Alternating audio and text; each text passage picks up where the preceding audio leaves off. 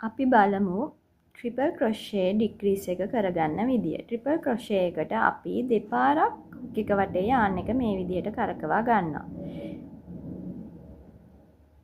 ඊගාව ස්ටිච් එකෙන් හුක් එක මේ ආකාරයට ඇතුල් කරලා යාන් එක හුක් එකේ පටලවලා මේ විදියට එළියට ගන්නවා. එතකොට අපිට ලූප්ස් 4ක් ඉතුරු වෙනවා හුක් එකේ. මේ විදියට යාන් එක පටලවලා පළවෙනි ලූප්ස් දෙක ඇතුලෙන් ගන්නවා. නැවත ඊගාවට තියෙන ලූප්ස් දෙක ඇතුලෙනොත් මේ විදිහට හුක් එක ගන්නවා. එතකොට ලූප්ස් දෙකක් ඉතුරු වෙලා තියෙනවා හුක් එකේ. නැවත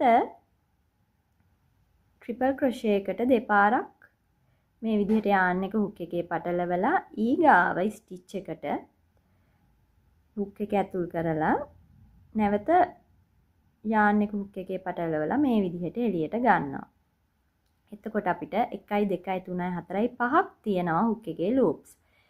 නැවත පළවෙනි ලූප්ස් දෙක ඇතුලෙන් මේ ආකාරයට හුක් එක එළියට ගන්නවා. නැවතත් ඊගාවට තියෙන පළවෙනි ලූප්ස් දෙක ඇතුලෙන් හුක් එක එළියට ගන්නවා.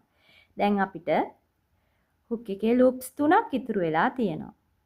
දැන් අපි යාන් එක හුක් එකේ පටලවලා ඒ ලූප්ස් 3ම ඇතුලෙන් හුක් එක එළියට ගන්නවා. මේ තියෙන්නේ අපිට ට්‍රිපල් ක්‍රොෂේ ඩික්‍රීස් එක. යටින් ස්ටිචස් 2යි උඩින් එක ස්ටිච් එකයි. ඈත මම කරලා පෙන්නන්නම්. ට්‍රිපල් ක්‍රොෂේ එක කරන ආකාරයට දෙපාරක් පටලවලා ට්‍රිපල් ක්‍රොෂේ එක කරගන්න මේ විදිහට ගන්නවා. පළවෙනි ලූප්ස් දෙක ඇතුලෙන් හුක් එක ගන්නවා. නැවත ඊගාවට තියෙන පළවෙනි ලූප්ස් දෙක ඇතුලෙන් හුක් එක ගන්නවා. දැන් අපිට දෙකක් ඉතුරු වෙලා තියෙනවා. අපි ට්‍රිපල් ක්‍රොෂේ එක අවසන් කරන්නේ නැහැ.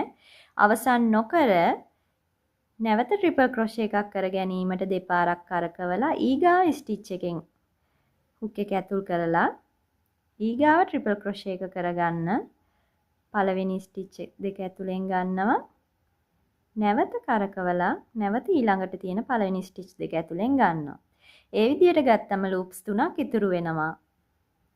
නැවත ඒ ලූප්ස් 3ම ඇතුලෙන් මේ විදිහට හුක් එක ගන්නවා.